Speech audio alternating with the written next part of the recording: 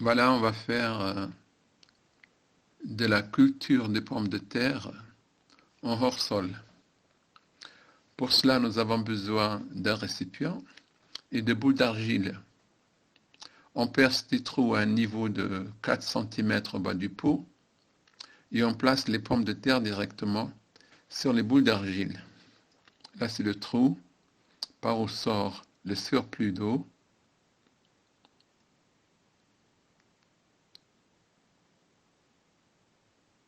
Et là sont les pommes de terre en hors-sol, ou juste ne sont plus des pommes de terre, plutôt des pommes hors-sol, si j'ose appeler comme ça.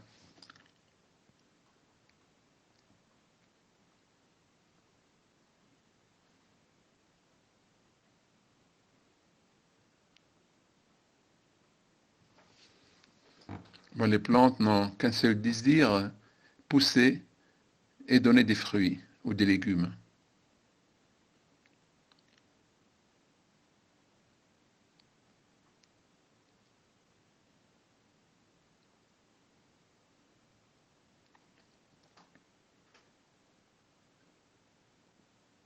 Là, ce sont les boules d'argile, et puis l'eau ne devrait pas dépasser le niveau des boules d'argile.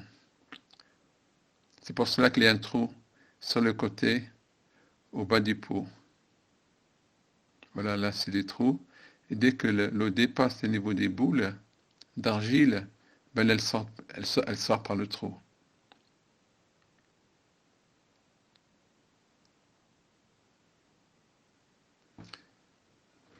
Puis on couvre la plante avec un film plastique, par exemple un sac à provisions en plastique, comme dans le film. On applique ainsi un principe de la thermodynamique. Le récipient à très faible épaisseur transmet la chaleur à son intérieur et chauffe ainsi l'eau qui à son tour s'évapore. Le film de plastique permet de définir un espace clos. Comme la vapeur d'eau ne peut pas s'échapper, le taux d'humidité approche les 100%.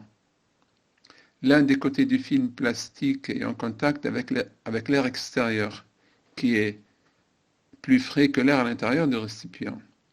Lorsque l'air humide entre en contact avec cette surface plus fraîche, la vapeur d'eau se condense sur les films plastiques pour former des gouttes d'eau. Ces gouttes tombent ensuite sur les racines de la pomme de terre.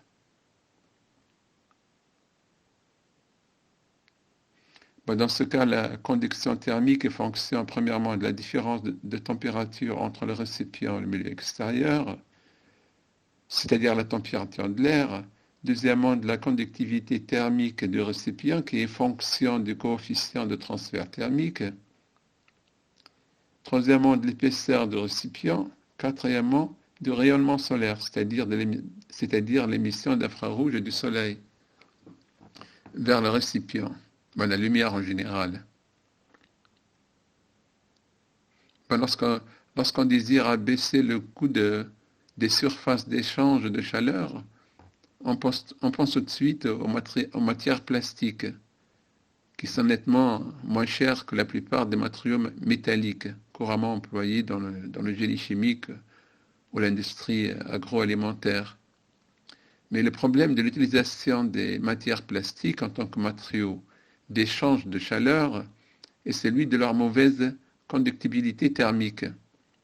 Cette difficulté peut être tournée si l'on peut utiliser la matière plastique en épaisseur très faible, comme celui du pot de vidéo. Là, pour comprendre pourquoi l'eau de surface s'évapore à température ambiante, exemple l'eau de mer, l'eau que l'on laisse dans un verre pendant plusieurs jours, etc., je propose de lire le résumé en dessous de la vidéo.